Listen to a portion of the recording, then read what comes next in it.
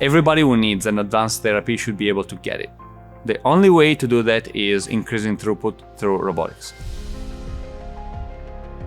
Multiple Labs was founded on the fundamental intuition that medicine is becoming more and more complicated, and the most advanced therapies are incredibly difficult to make and incredibly expensive to make. And so we believe that robots can help in making these therapies more affordable and making more of them so everybody that needs them can get them. So this is not old school industrial automation. They need to learn from demonstration, from videos, right? They need to be adaptable. They need to have, essentially advanced control policies that control the robots in real time. And that was not possible even just 3 to 5 years ago. If there's an issue, that's actually someone's life that's on the line. So there's a really severe need for robustness. Yeah, so Foxglove has been very important for us because now we're starting to have so many deployments with top pharma companies that do very complicated workflows, and they need to be reliable, which means we need to monitor them, log the data, troubleshoot them. We need to make sure that we identify trends.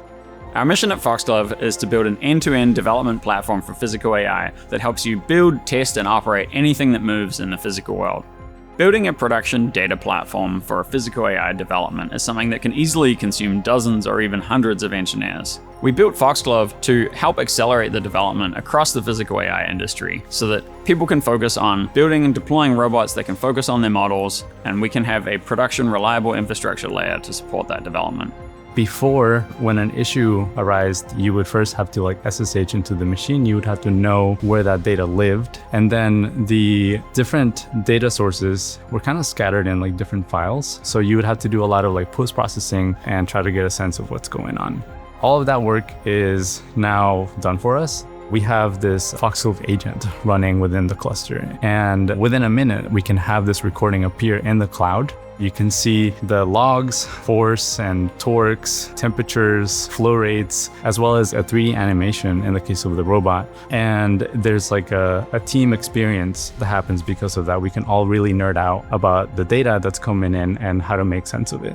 The data flywheel is how robotics companies capture and learn from vast quantities of information out there in the physical world. With robots, we've got them deployed out there, they're operating in production, and it's really critical that we understand how to observe them, how to monitor them, and then we need to be able to bring those heavy multimodal logs back to the cloud. We need to be able to analyze them, evaluate them, figure out how we could have done better.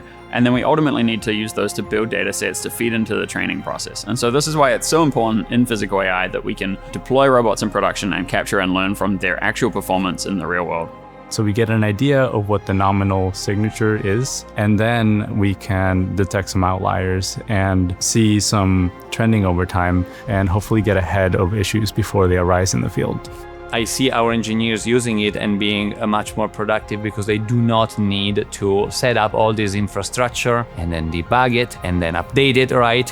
And so that we can really track the performance of our robots in a very granular way. When there is something that goes wrong, we can go exactly there and see how and why it happened, and track this across extremely complicated mission-critical deployments. And so it's been just a big accelerator for us, and so we're very happy to be using it.